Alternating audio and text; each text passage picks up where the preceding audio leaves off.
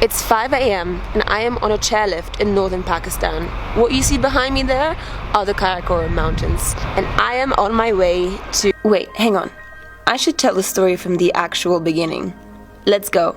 It all started with a Pakistan Air Force plane.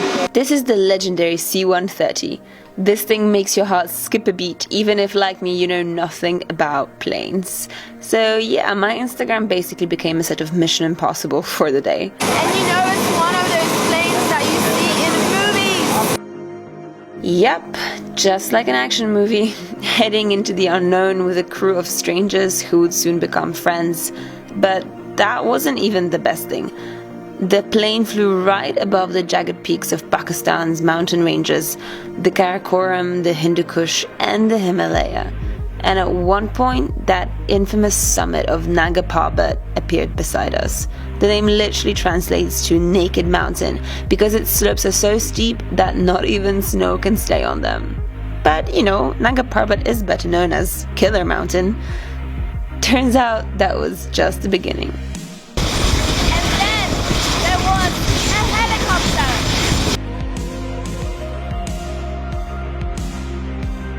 You obviously can't hear anything I say, but I just claimed that this is even cooler than the plane. There you have it. Valleys of Lower Hunza in northern Pakistan. And when you're there, it blows your mind. Everything is bigger than you can imagine. The beauty so intense, it's almost heartbreaking. Almost lifeless when you look at it from a distance. And then the lush valleys finally emerge, and you land, and you find yourself in Naltar Valley. Tom Cruise, the Air Force, and I have officially stolen your thunder. What I saw next confirmed my suspicions that I found myself on the set of a very real action movie. It turned out that the people I was with were practically superheroes.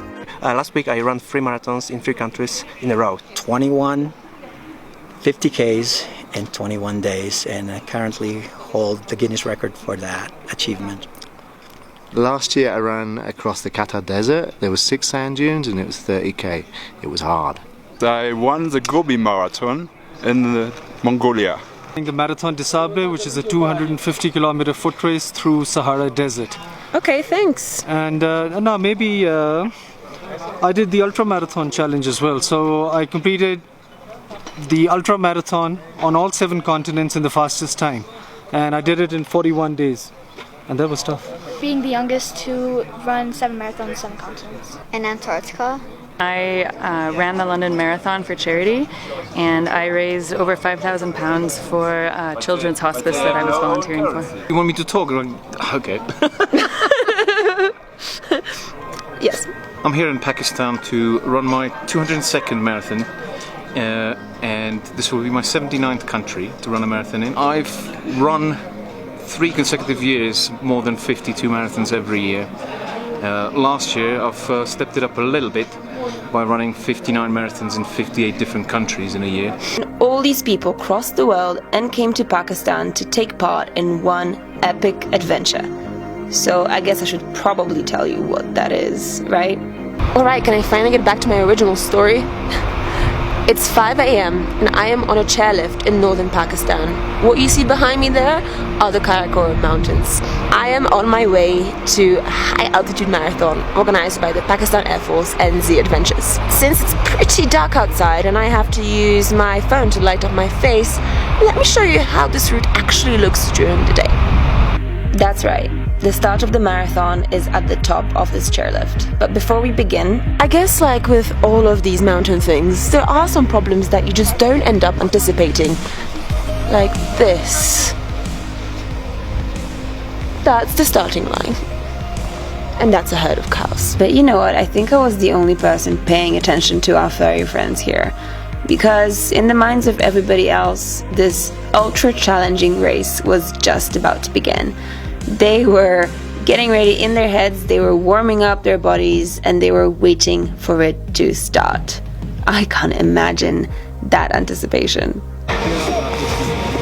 Guys, a marathon is no joke. I mean, it's 42 kilometers, and this one is on the unforgiving tracks of Naltar Valley in the mountains of northern Pakistan. Some of these runners are absolute beginners, others are pretty much pros and have beaten world records. Some belong to the Air Force and others have come here just for this one race. So let's wish them luck, and I think they're just about to stop. Pause for a moment to really grasp this scene.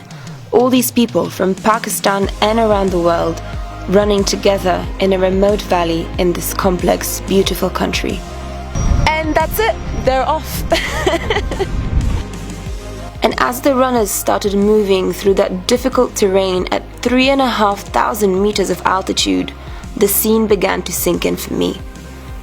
We were all here together, in one of the most beautiful places on earth, in a country so misunderstood that most people never chose to see it for themselves. But we were here. Us and the magnificence of Pakistan's mountains all around us. Most of the runners had never been here before, so can you imagine what was going through their heads as they made their way through this epic landscape? You know, the scenes are practically unforgettable, bathed in such spiritual glory that it baffled my understanding. And you see, sometimes the going was easy. The occasions where they could run downhill seemed very rare, but when it did happen, the joy on everyone's faces was more than apparent. But more often than not, it was really, really tough. And not the kind of tough where you're in your bed hitting the snooze button over and over again. I mean really difficult.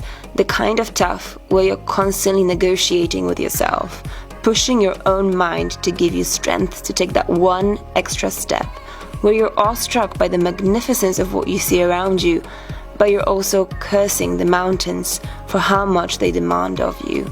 And yet, you keep on running. And running. And running. Or in my case, jumping around, cheering for the runners alongside the village kids, and witnessing some pretty special scenes. I mean, I guess these cows must have been inspired by the runners too, right? Jokes aside, the marathon was in full swing. People weren't even competing against each other. It was more against themselves, and you could see the determination written out on all of their faces, no matter how exhausted or fresh they were still feeling. I suppose the only constant was the finish line. The winner is just about to arrive. Number one champion!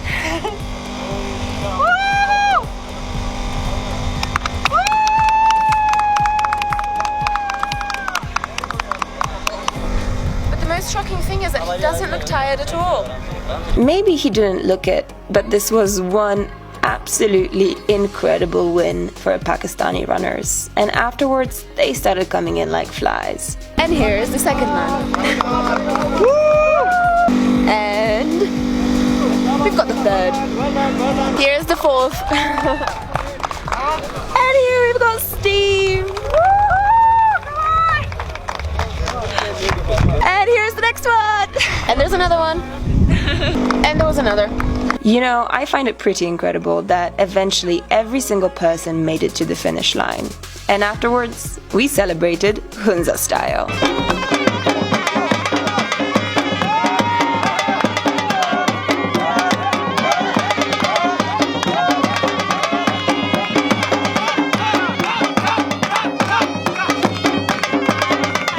When all the celebrations were done and all the selfies and photos taken, I decided to pester some of the runners and ask them about their experience. Caroline told me that coming here and doing this race, I would fall in love with trail running. I did, and I take that back now, actually. That was probably the toughest challenge we've ever done. It's the most horrific thing I've ever done in my life.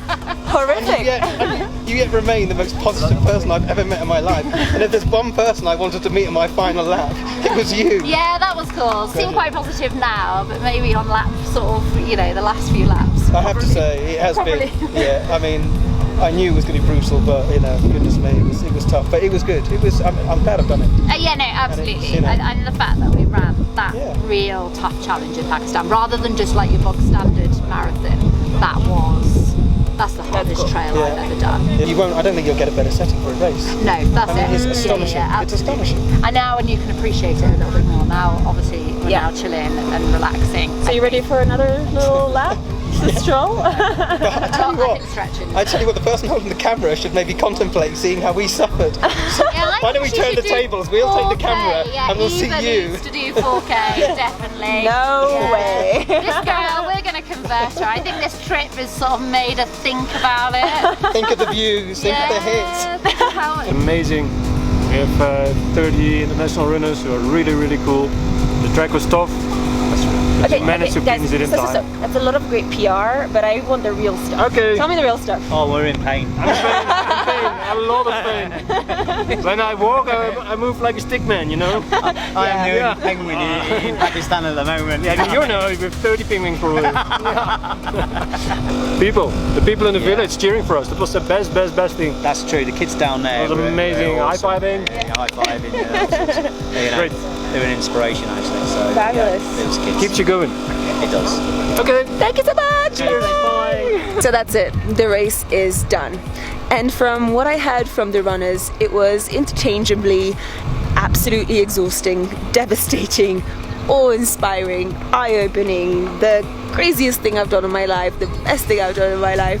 So it seems like it was a really full-on experience for pretty much everybody who participated. Though I didn't run, I got to watch everybody run all around me, and I could see that determination on their faces. I could see the smiles on the faces of the local kids who were watching.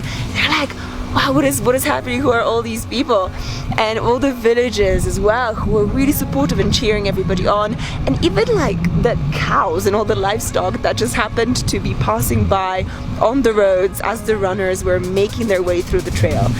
So this was an adventure and a half, and although I am really sad that it's ended, I am hoping for another one next year, and of course I'll see you there. So now we're off. Thank you so much for watching, and if you like this vlog, I hope you subscribe to my channel here on YouTube or any of my other social media networks. Thanks so much, and I'll see you next time.